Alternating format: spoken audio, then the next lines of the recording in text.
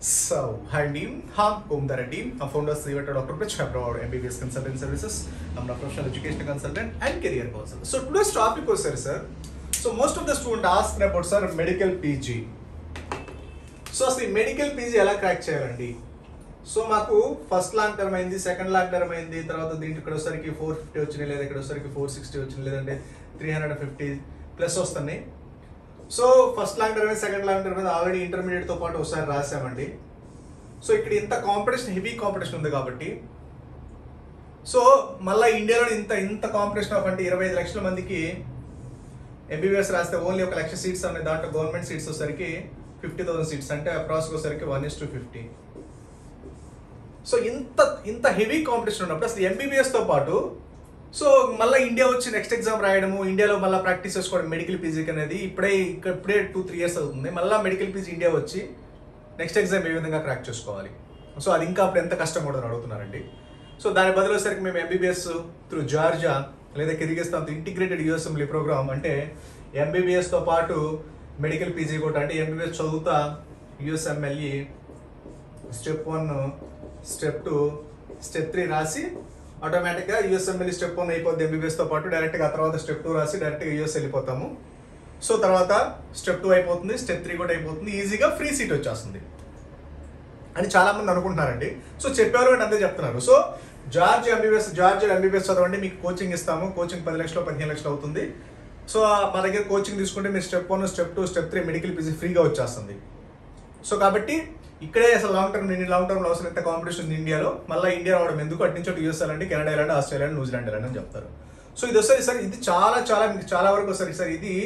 దీని success rate వచ్చేసరికి MBBS through Georgia plus free medical PG in US అనేది success rate ఇప్పటి వరకు 0 అండి. సక్సెస్ రేట్ ఇప్పటి వరకు 0. ఒక్కరు కూడా ఇప్పటి వరకు ఇలా జార్జియా వెళ్ళి మెడికల్ పీజీ ఫ్రీగా యూఎస్లో చేసిన వాళ్ళు 1% కొట్టారు ఏపీ తెలంగాణ నుంచి. Not only the AP Telangana, all over India నుంచి 1% కూడా మెడికల్ పీజీ క్లియర్ చేసిన 1% కొట్టాడు. ఇంకో విషయం కూడా చెప్పాలి అంటే జార్జియా నుంచి వచ్చేసరికి ఇప్పటివరకు ఎంసీఏ పాస్ అయిన స్టూడెంట్స్ ఇప్పటివరకు లేరు. సో అసలు యూఎస్ఎంఎల్ఈకి అసలు మనం సరే ఇటు నుంచి యూఎస్ వెళ్దాము, అసలు బడ్జెట్ ఎంత అవుతుందో చూద్దాము. సరే అసలు ఎంతవరకు బడ్జెట్ అవ్వచ్చు అంటే అప్రాక్స్ ఒకసారి మీకు 1 కోటి నుంచి 2 కోట్లు అవుతుందండి. యూఎస్ఎంఎల్ఈ ప్రోగ్రామ్ తీసుకున్నా యూఎస్ అవ్వచ్చు, యూకే అవ్వచ్చు, కెనడా ఏదైనా సరే అట్లీస్ట్ 1 కోటి నుంచి 2 కోట్ల బడ్జెట్ అవుతుంది. ఎంబీబీఎస్ ఈ జార్జియాలో 40 లక్షల నుంచి 50 లక్షలు అవుతుంది.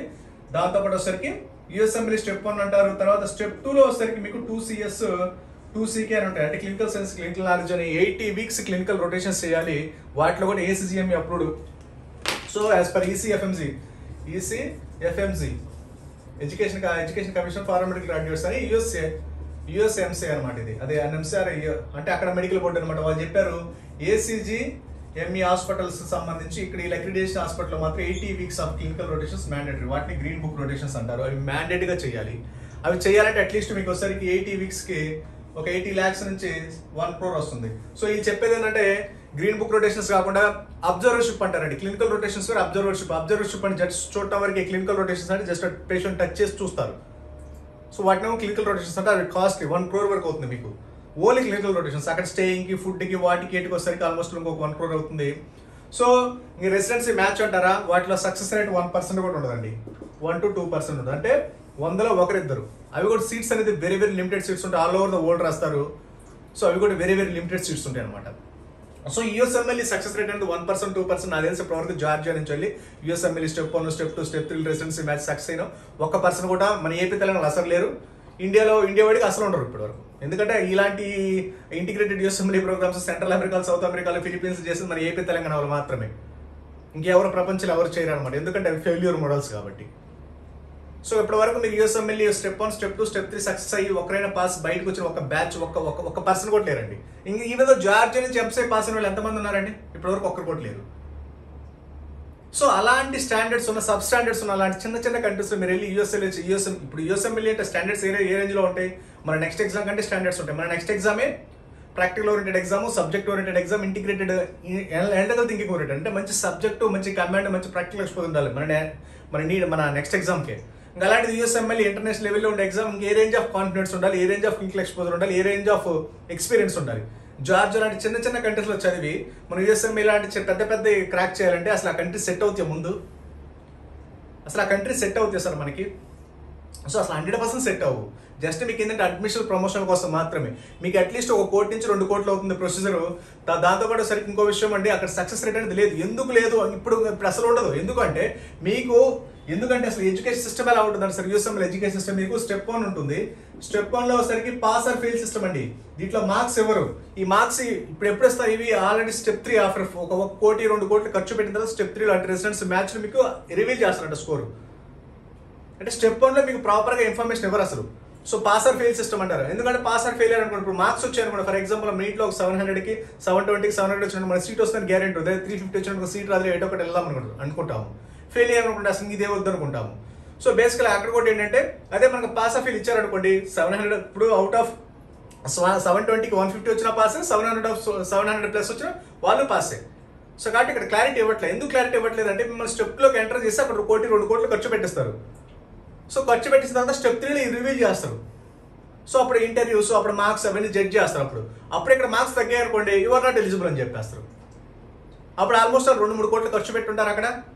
సరే ఈ జార్జియా వాళ్ళు ఏంటంటే జార్జియాలో 40 లక్షలు ఖర్చు పెట్టుంటారు. అలా వెళ్ళారనుకోండి, ఇంటిగ్రేటెడ్ యూఎస్ఎంఎల్ ప్రోగ్రామ్ అని అటు నుంచి అటు యూఎస్ వెళ్ళారనుకోండి, ఆ డిగ్రీ ఇండియాలో ఇన్వాలిడ్ అవుతుంది, మీరు ఇండియాలో నాట్ ఎలిజిబుల్ అవుతారు. జార్జియా అంటారు, జార్జియాలో మీకు రిజిస్ట్రేషన్ నెంబర్ ఎవరు కాబట్టి జార్జియా డిగ్రీ నాట్ వ్యాలిడ్ అవుతుంది. మళ్ళీ అటు నుంచి అటు యూఎస్ అంటారా, అది అక్కడ ఎలా మ్యాచ్ అవ్వరు కాబట్టి. ఎందుకంటే ఇక్కడ quality substandard quality of education ఉండదు. దట్టు యూఎస్ఎంఎల్ సరే పాస్ ఆర్ ఫెయిల్ సిస్టమే కాబట్టి మార్క్స్ అప్పుడు రివీల్ చేస్తారు. మీకు ఏదో చెప్పి అబ్జర్వర్షిప్, ఏదో రూల్స్ రెగ్యులేషన్స్ అబ్జర్వర్షిప్ అంటారు, బట్ క్లినికల్ రొటేషన్స్ ఉండాలి. దట్టు వాటిని గ్రీన్ బుక్ రొటేషన్స్ అంటారు, అవి ఉండవు. ఏదో 40 లక్షలు తూతూ మంత్రం అని చేసేస్తారు. సో ఆ తర్వాత సరిగ్గా ఈ చివరికి మీకు వెళ్ళిన తర్వాత సరిగ్గా అక్కడ అప్లై చేసి వాటిని వెరిఫై చేసినప్పుడు అవి ఏమైనా సబ్స్టాండర్డ్గా ఉంటాయి. ఎందుకంటే అక్కడ క్వాలిటీ ఆఫ్ ఎడ్యుకేషన్ కావాలని, క్లినికల్ ఎక్స్పోజర్ కావాలని. మీరు ఇక్కడ చదివిన 6 years ఇక్కడ జార్జియాలో అంత స్టాండర్డ్స్ ఏం లేవు కదా. అది అండర్ కంట్రీ, చిన్న 20 లక్షల పాపులేషన్ ఉన్న చిన్న కంట్రీ. మన ఇండియన్ ఎంబసీ కూడా లేదు. అంత చిన్న కంట్రీ చదివి మీరు యూఎస్ఎంఎల్ యూకే లాంటి క్రాక్ చేద్దాం అనేది అది జస్ట్ ఏంటంటే మీకు అడ్మిషన్ కోసం మాత్రమే చెప్తారండి. సక్సెస్ రేట్ ఇప్పటి వరకు 1% కూడా సక్సెస్ అయినట్టు ఇప్పటి వరకు ఒక్కరు కూడా లేరు. అసలు ఎంసీఏ పాస్ అయిన లేరు. అది గుర్తుపెట్టుకోండి. ముందు జస్ట్ ఈ అడ్మిషన్ స్టంట్స్ మాత్రమే. మీకు యూఎస్ఎంఎల్ అనేది ఫస్ట్ స్టెప్ 1 అనేది pass or fail system. Pass or fail అంటే అర్థం ఏంటి, మీకు మార్క్స్ ఎవరు, మార్క్స్ ఇస్తే కదా మన స్టాండర్డ్స్ ఏదో తెలుసు. అది మార్క్స్ కూడా మిమ్మల్ని స్టెప్ 2లోకి ఎంటర్ చేస్తారు. అక్కడ 1 కోటి 2 కోట్లు ఖర్చు పెట్టిస్తారు. అప్పుడు 4 years time waste, 5 years time waste అవుతుంది. మీరు అటు వెళ్ళాలా, ఇటు వెళ్ళాలా, జార్జియాలో వెళ్ళాలా, ఇండియా రావాలి, యూఎస్ వెళ్ళాలా తెలియదు కదా. ఆల్రెడీ ఇక్కడ 6 years, అక్కడ 4 years, ఆల్మోస్ట్ 10 years అయిపోయి ఉంటుంది. మళ్ళీ ఇండియా రావాలంటే ఆ డిగ్రీ ఇన్వాలిడ్. అటు నుంచి అటు వెళ్ళాలంటే వాళ్ళు అక్కడ ఈ స్టాండర్డ్స్తో సరిపోవు. అక్కడ యూఎస్లో సెటిల్ అవ్వలేరు. జార్జియా అంటే జార్జియాలో మీరు అక్కడ యాజ్ పర్ ఎన్ఎంసీ రూల్స్ ప్రకారం రిజిస్ట్రేషన్ నెంబర్ 9 సంవత్సరాలకు 10 సంవత్సరాలకు ఇస్తారు. ఎన్ఎంసీ వెరిఫికేషన్ డాక్యుమెంట్ ఇప్పుడు రాలా. అసలు అక్కడ ఎన్ని సంవత్సరాల డ్యూరేషన్, ఎన్ని అసలు రిజిస్ట్రేషన్ నెంబర్ ఇస్తున్నారో లేదో. సో కాబట్టి కంపల్సరీ ఒకసారికి ఇవన్నీ తెలుసుకోండి. అసలు ఒక కంట్రీ వెళ్ళే ముందు ఎందుకు బడ్జెట్ ఎక్కువ అవుతుంది, అసలు ఎన్ని కోట్లు అవుతుంది, అసలు ఏంటి వాట్ ఇస్ వాట్ అనేది. సో ఇవన్నీ మనం ప్రాపర్గా తెలియకుండా మనం ప్రాపర్గా స్టెప్ తీసుకున్నాం అనుకోండి, 100% ఒకసారి ఫెయిల్ అవుతాం, 100% ఫెయిల్ అవుతాము. ఎందుకంటే అడ్మిషన్ కోసం మాత్రం ఇక్కడ వెక్స్ అయి ఉంటారు already. First long term, second long term, third long term అని అయ్యి. సో ఇంకా అసలు మన ఇండియానే వద్దని అటు నుంచి ఫ్రస్ట్రేషన్లో తీసుకుంటారు డెసిషన్. వన్స్ 2 years మీరు మంచి యూనివర్సిటీ చదివిన తర్వాత 2 years తర్వాత మీకు అర్థమవుతుంది ఎటు వెళ్ళాలి, వాట్ ఇస్ వాట్ అనేది. సో కాబట్టి ఆ ఫ్రస్ట్రేషన్ అనేది డెసిషన్స్ తీసుకోకండి. ఎందుకంటే ఇది మళ్ళీ ఇప్పుడు తీసుకున్న ఫ్రస్ట్రేషన్ వల్ల లైఫ్ లాంగ్ క్యారీ ఫార్వర్డ్ అవుతుంది అది.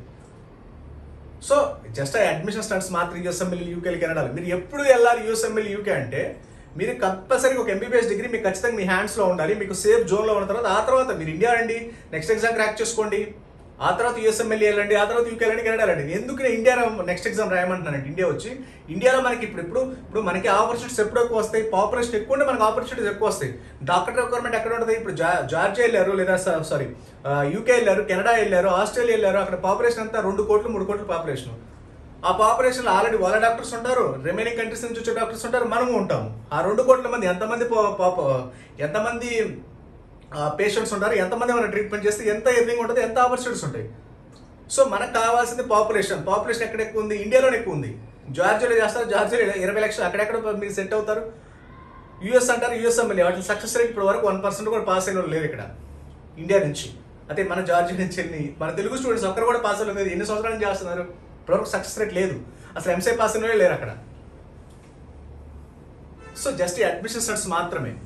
నేను ఎందుకు ఇండియా రమ్మన్నా అంటే ఇండియాలో పాపులేషన్ ఎక్కువ ఉంది. సో ఆ నెక్స్ట్ ఎగ్జామ్ ఎలా క్రాక్ చేయాలని ఆలోచించండి. దాన్ని బట్టి ఒక యూనివర్సిటీ, దాన్ని బట్టి ఒక కంట్రీ తీసుకుంటే 100% సక్సెస్ అవుతారు. సో ఇక్కడ ఇండియాలో మీరు ఫ్రస్ట్రేట్ అయితే మాత్రం ఫర్దర్గా వచ్చేసరికి మీరు కావాలంటే మీరు ఇప్పుడు for example developed country, Russia లాంటి డెవలప్డ్ కంట్రీ చదివారు అనుకోండి, కావాలంటే ఇండియా రావచ్చు. మీకు ఇప్పుడు ఎప్పుడు యూఎస్ఎంఎల్ యూకే ఎప్పుడు అవుతుంది 10+4 తర్వాత. అంటే మన 10+2 ఇక్కడ కంప్లీట్ చేస్తుంటాం కాబట్టి 2 years అక్కడ ఎంబీబీఎస్ తర్వాత థర్డ్ ఇయర్ నుంచి మీకు ఏంటంటే ఎలిజిబుల్ అవుతారు. మీరు యూఎస్ఎంఎల్కి ఎలిజిబుల్ అవుతారు, యూకేకి అవుతారు, కెనడాకి అవుతారు, ఆస్ట్రేలియాకి అవుతారు. సో నేను చెప్పేది ఏంటంటే మీరు యూఎస్ఎంఎల్ఈ ఉన్నా, యూకే ఉన్నా, కెనడా ఉన్నా ఒక మంచి డెవలపర్ కంటే సెలెక్ట్ చేసుకోండి. అక్కడ మంచి స్టాండర్డ్స్ ఉన్న యూనివర్సిటీ సెలెక్ట్ చేసుకుంటే అటు నుంచి మీరు ఎక్కడికి రష్యా ఉందనుకోండి, రష్యా నుంచి మీరు ఎటు వెళ్ళొచ్చు, యూఎస్ వెళ్ళొచ్చు, యూకే కెనడా వెళ్ళొచ్చు, ఆస్ట్రేలియా వెళ్ళొచ్చు, న్యూజిలాండ్ వెళ్ళొచ్చు, ఎక్కడికి వెళ్ళొచ్చు, ఇండియా రావచ్చు. మీకు ఏంటి డిగ్రీ వ్యాలిడిటీ ఉంటుంది, రిజిస్ట్రేషన్ పక్కగా రూల్స్ రెగ్యులేషన్స్ ఉంటే మంచి స్టాండర్డ్ ఆఫ్ ఎడ్యుకేషన్ ఉంటుంది. మీరు అటు నుంచి యూఎస్ వెళ్ళండి, అటు నుంచి కెనడా వెళ్ళండి, అటు నుంచి ఆస్ట్రేలియా వెళ్ళొచ్చు, 100% వెళ్ళొచ్చు. ఎందుకంటే ముందు మనము ఆ యూఎస్ఎంఎల్ఈ అవచ్చు, నెక్స్ట్ ఎగ్జామ్ అవచ్చు, ఎవరిని క్రాక్ చేయాలంటే మనకు ప్రాపర్ స్టాండర్డైజ్డ్ ఎడ్యుకేషన్ ఉండాలి కదా. Georgia, Kyrgyzstan under developed countries చదివితే మీకు ఎలాంటి స్టాండర్డ్స్ వస్తాయి, ఏ విధంగా క్రాక్ చేస్తారు? సో కాబట్టి మన డెవలపర్ కంట్రీ సెలెక్ట్ చేసుకుంటే మన క్వాలిటీ ఆఫ్ ఎడ్యుకేషన్ ఉంటుంది, క్వాలిటీ స్టాండర్డ్స్ ఉంటాయి కాబట్టి 100% యూఎస్ఎంఎల్ఏ కదా ఏదైనా క్రాక్ చేయొచ్చు. లేదా ఇండియా వచ్చి నెక్స్ట్ ఎగ్జామ్ అయినా క్రాక్ చేయొచ్చు. ఈ విధంగా ప్లాన్ చేసుకుంటే మనం సక్సెస్ అవుతామండి. ఈ జార్జియా, కిర్గిస్థాన్ వెళ్ళి అటు నుంచి అటు వెళ్ళేసి అక్కడ స్టాండర్డ్స్ లాగా కంట్రీలో ముందు ఆ కంట్రీలో ఇప్పుడు జార్జియా, కిర్గిస్థాన్ అక్కడ స్టాండర్డ్స్ ఉంటే ఆ స్టాండర్డ్స్ ఉంటే మనం యూఎస్ వెళ్ళి క్రాక్ చేయొచ్చు. ఇక్కడ స్టాండర్డ్స్ లేకుండా మీరు అక్కడికి వెళ్ళి ఏమి ఎలా క్రాక్ చేస్తారు? Highly impossible task. దట్టు అది 2-3 కోట్లు ఖర్చు వస్తుంది, మనకి గ్యారంటీ లేని డిగ్రీ. ఓకేనా? 1-2 సార్లు ఆలోచించి డెసిషన్ తీసుకోండి. మీకు ఏదైనా డౌట్ వస్తే నాకు కాల్ చేయండి. Okay, thank you very much.